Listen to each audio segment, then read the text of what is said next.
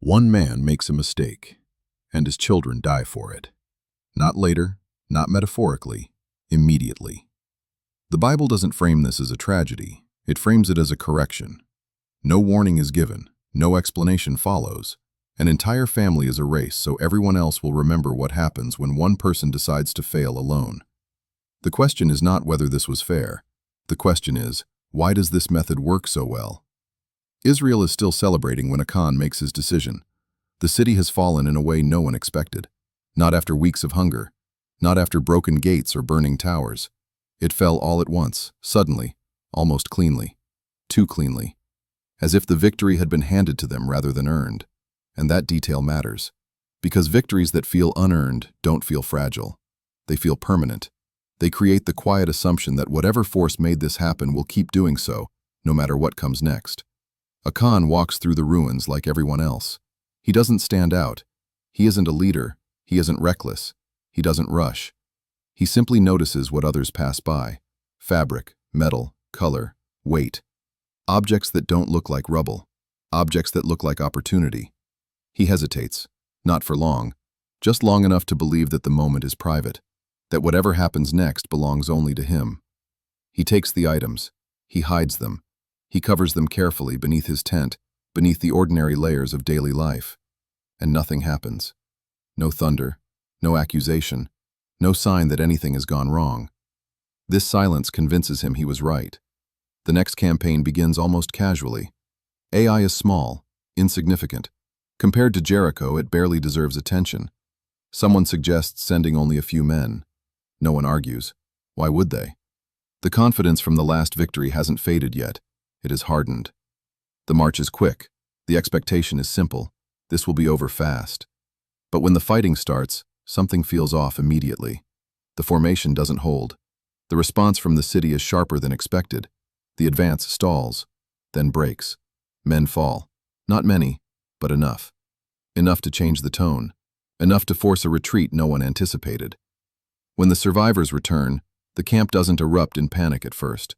Confusion comes before fear. Questions circulate quietly. What went wrong? Who misjudged the terrain? Who hesitated? But those questions never find answers. Instead, something heavier settles over the camp. The leaders do not call for strategy meetings. They do not review mistakes. They tear their clothes and fall to the ground, as if instinctively acknowledging that this failure doesn't belong to the battlefield at all. They ask why. And the response reframes everything. Not, you miscalculated. Not, you underestimated them. But something far more unsettling. Something forbidden is among you. The failure is no longer tactical, it is systemic. It is not tied to a single moment or decision. It is described as contamination, as if the group itself has been compromised from within. No name is given. No location is identified. Only the certainty that someone, somewhere, has crossed a line, and that everyone is now paying for it. This is when Achan should feel afraid. But fear doesn't arrive all at once. It rarely does. At first it's abstract, distant. Surely this will be resolved quickly. Surely the guilty will come forward. Surely the problem will be isolated and removed. But the system doesn't wait for confession. It initiates a process. The entire community is gathered. Tribes are called forward. Lots are drawn. One group is separated from the rest. Then another. Each step narrows the focus.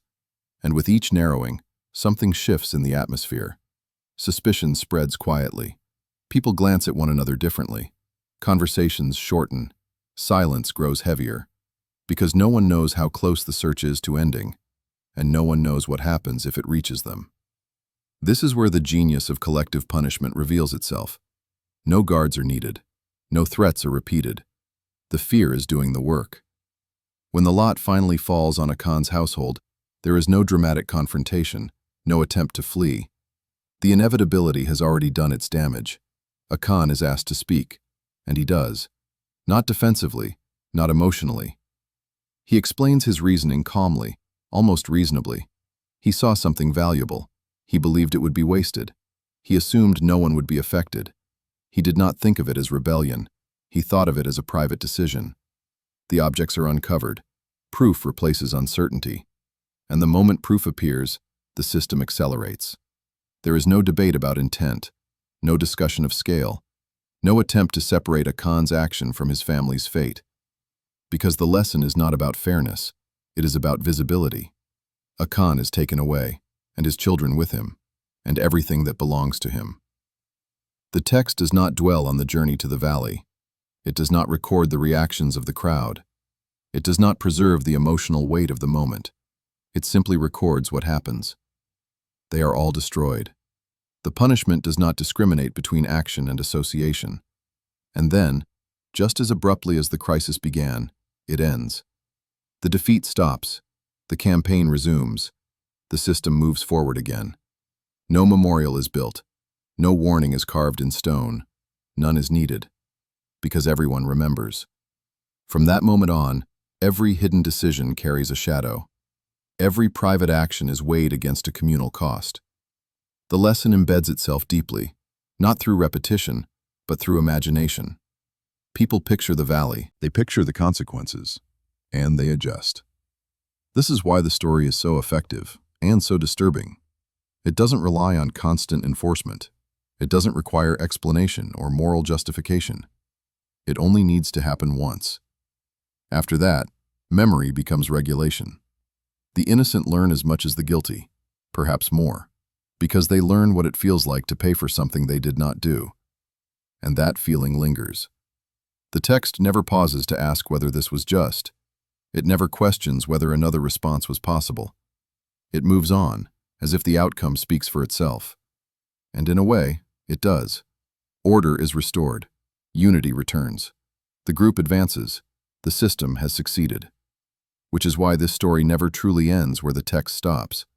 Because every time a group accepts shared punishment to prevent individual deviation, the same logic is at work. Every time fear is distributed to ensure obedience, the same mechanism activates. And once people understand that one person's mistake can cost everyone everything, something fundamental changes. Not in belief, in behavior. The most powerful systems are not built on constant violence. They are built on remembered consequences. And once those consequences are understood, the system no longer needs to explain itself. Everyone already knows what happens when someone decides to fail alone.